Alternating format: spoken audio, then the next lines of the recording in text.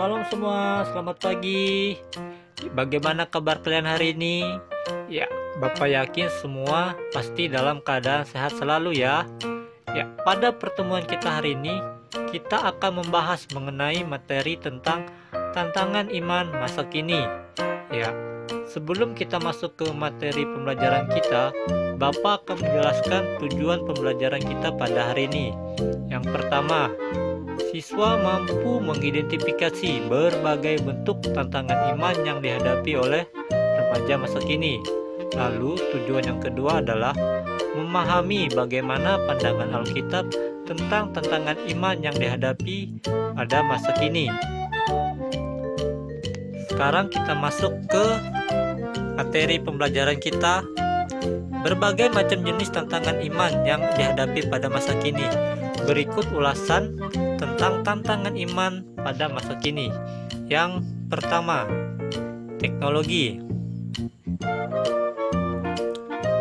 Teknologi adalah keseluruhan sarana untuk menyediakan barang-barang yang diperlukan bagi kelangsungan dan kenyamanan manusia, khususnya yang berhubungan dengan teknologi informasi. Adalah sebuah berkat yang diperoleh manusia dalam rangka membantu manusia menjalani hidup dengan lebih efisien. Ya, namun di balik sisi positif tersebut, ternyata teknologi memiliki sifat negatif yang dapat menyebabkan berbagai penyimpangan moral dan etika. Bahkan hubungan antar manusia cenderung lebih banyak berbincang di dunia maya daripada langsung bertemu secara personal. Selanjutnya, tantangan yang kedua adalah akademik. Tuntutan dalam dunia pendidikan juga amat tinggi dan lebih banyak cenderung menempatkan remaja ke dalam tekanan. Contohnya saja, mendapatkan nilai bagus, terus mendapatkan lulusan terbaik, serta melakukan hal-hal nekat seperti menyontek untuk mendapatkan nilai-nilai yang bagus.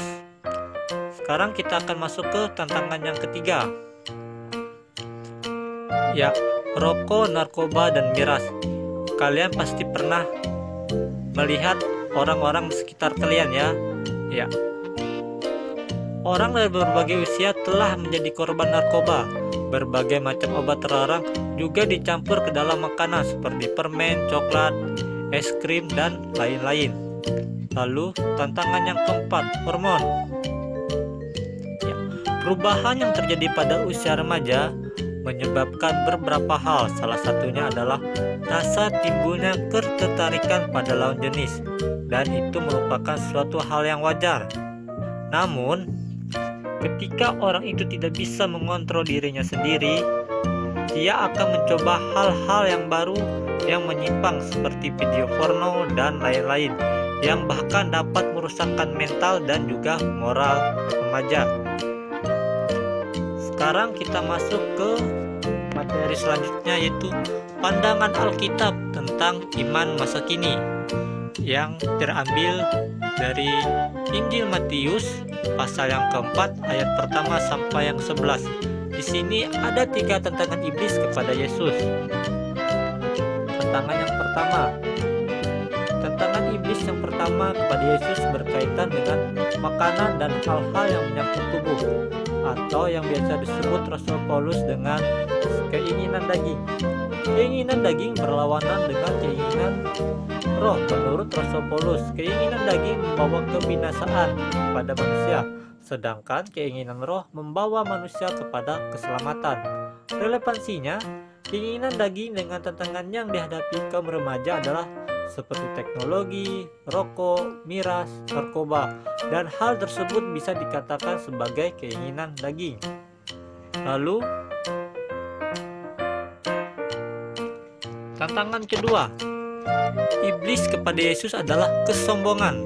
Iblis mengira Yesus akan terprovokasi dengan menjatuhkan diri dari ketinggian untuk membuktikan dirinya bahwa dia adalah anak Allah. Dalam konteks ini terkadang kesombongan dan harga diri yang tidak pada tempatnya akan dapat melakukan hal-hal yang menyimpang demi membuktikan harga dirinya. Dalam hal ini remaja sangat mudah sekali terprovokasi untuk melakukan perbuatan yang menyimpang. Lalu tantangan yang ketiga atau yang terakhir adalah kekuasaan. Dalam hal ini remaja senang untuk dihargai dan diberi kepercayaan. Namun biasanya remaja menuntut kebebasan dan kepercayaan yang terlalu berlebihan, hingga terkadang mereka tidak mampu memanfaatkan kepercayaan dan melakukan hal yang semena-mena. Ya, sekian penjelasan dari Bapak mengenai materi kita pada hari ini. Jika ada yang ingin bertanya atau yang masih kurang jelas, bisa di-chat melalui grup WhatsApp atau bisa juga melalui Google Classroom. Terima kasih.